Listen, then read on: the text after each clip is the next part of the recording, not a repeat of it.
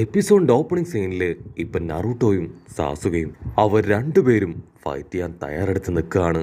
Naruto ഒരു second നെജിയെ ആലോചിക്കും. ഉടനെ ഫ്ലാഷ് ബാക്കില് നെജി നറൂട്ടോട് പറയും, നറൂട്ടോ ആക്ച്വലി നിന്റെ കണ്ണിന് എന്റെ കണ്ണിനെ കഴിഞ്ഞും പവറുണ്ട്. പല കാര്യങ്ങളും നിനക്ക് ചെയ്യാനായിട്ട് കഴിയും. വലിയ വലിയ തെറ്റുകളിലുള്ളവരെ ഈസി ആയിട്ട് നിനക്ക് നിന്റെ പവർ ഉപയോഗിച്ച് തിരികെ പിടിക്കാൻ കഴിയും. സാസുകയെ തിരികെ പിടിക്കാനും നിന്നെ കൊണ്ട് മാത്രമേ കഴിയൂ. അതുകൊണ്ട് എങ്ങനെയെങ്കിലും അവനെ തിരികെ പിടിക്കണം. നിനക്ക് മാത്രമേ ആപത്തിലും തെറ്റിലും വീണു പോകുന്നവരെ തിരിച്ചു കൊണ്ടുവരാനുള്ള കഴിവുള്ളൂ.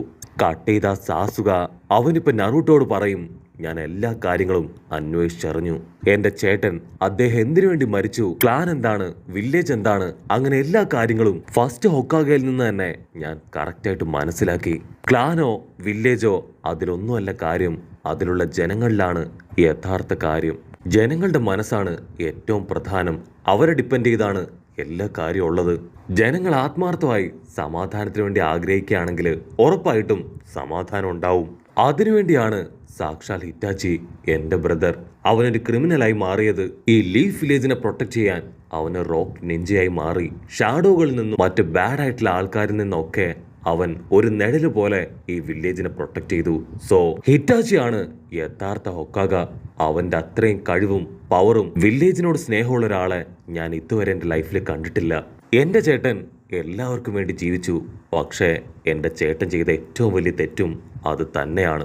എന്റെ ചേട്ടൻ ചെയ്ത മറ്റൊരു വലിയ തെറ്റാണ് എന്നെ ജീവനോടുകൂടെ ഇവിടെ ഉപേക്ഷിച്ചിട്ട് പോയത്. എന്നോട് എല്ലാ സത്യങ്ങളും മറച്ചു വെച്ചത്.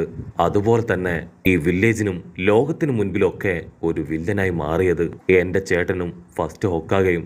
അവർ രണ്ടുപേരും എല്ലാ കാര്യങ്ങളും എന്നോട് പറയുന്നത് വരെ എനിക്ക് എന്റെ ചേട്ടനോട് ദേഷ്യം മാത്രമായിരുന്നു.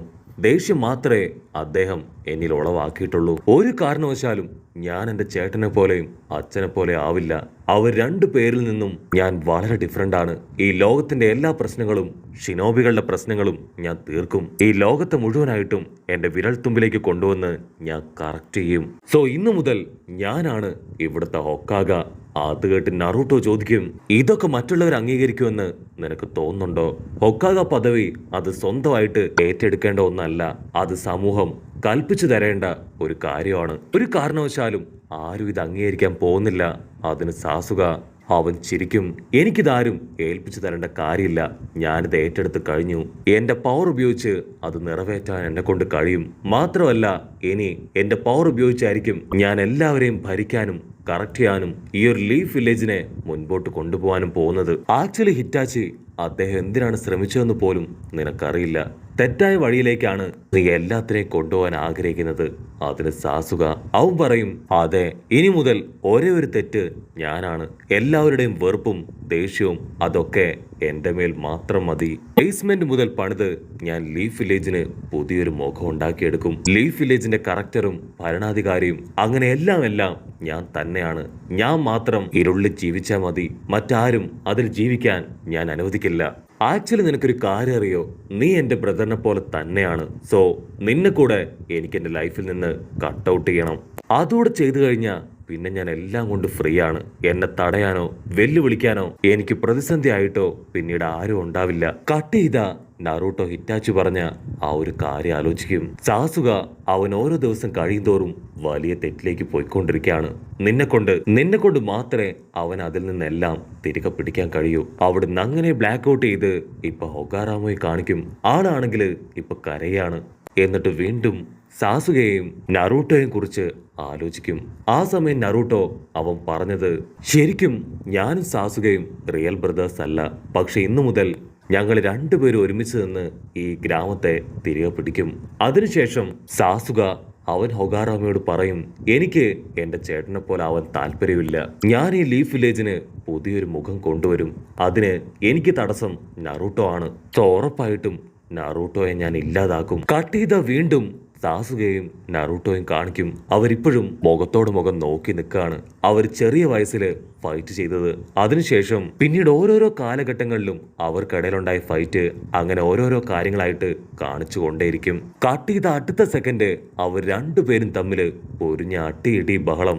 സാസുകയാണെങ്കിൽ ഫയർബോൾ ജിപ്സും ഒക്കെ വെച്ച് കുട്ടപ്പനെ അറ്റാക്ക് ചെയ്യും. കുട്ടപ്പൻ എന്തെങ്കിലും ചെയ്യാനായിട്ട് ശ്രമിക്കുമ്പോഴേക്കും സാസുക അവനാണെങ്കിൽ ഹാൻഡ് സൈൻ വെച്ച് ഇപ്പൊ കുട്ടപ്പനെ ബ്ലോക്ക് ചെയ്ത് അങ്ങനെ ചവിട്ടി അങ്ങോട്ട് തെറിപ്പിക്കും. പക്ഷെ നറൂട്ടോ അവനവന്റെ ക്ലൗൺസിനെ ക്രിയേറ്റ് ചെയ്ത് റസൻ കണ്ണുണ്ടാക്കി അറിഞ്ചം പൊറഞ്ചം സാസുകയെ തല്ലി തല്ലി അങ്ങനെ തെറിപ്പിക്കാനായിട്ട് ആരംഭിക്കും.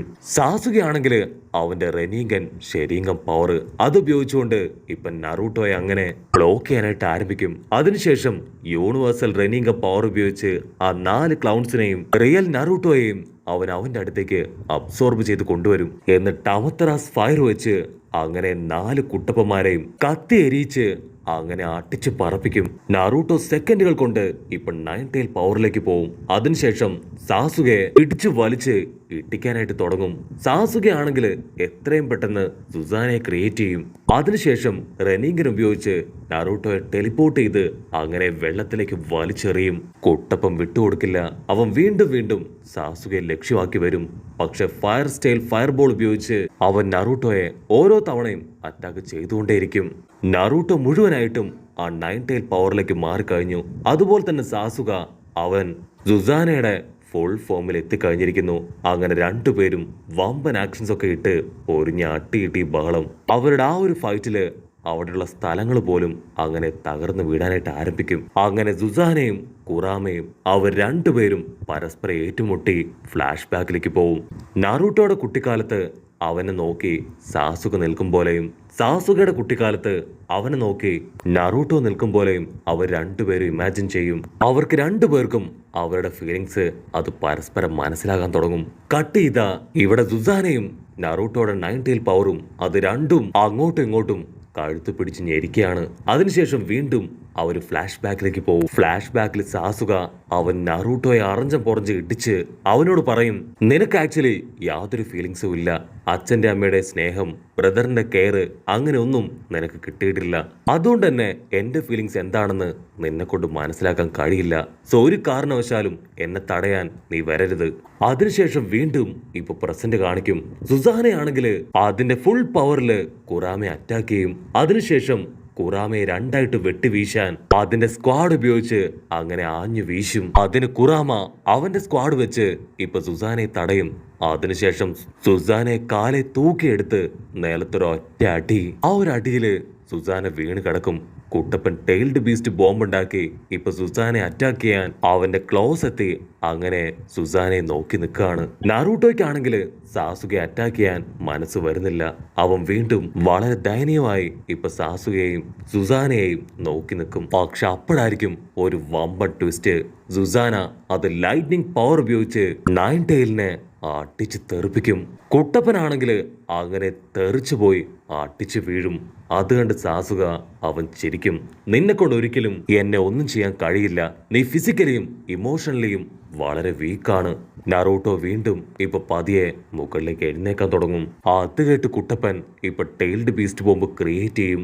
സാസുകയാണെങ്കിൽ ചിത്തോരി പവറും 2 പവറുകളും കൂട്ടിയിടിച്ച് ആ ഒരു പ്രദേശം അത് മുഴുവനായിട്ടും തകരാൻ ആരംഭിക്കും. അവർ രണ്ടുപേരും ഇപ്പൊ മറ്റൊരു ടൈം സ്പേസിലേക്ക് പോവും.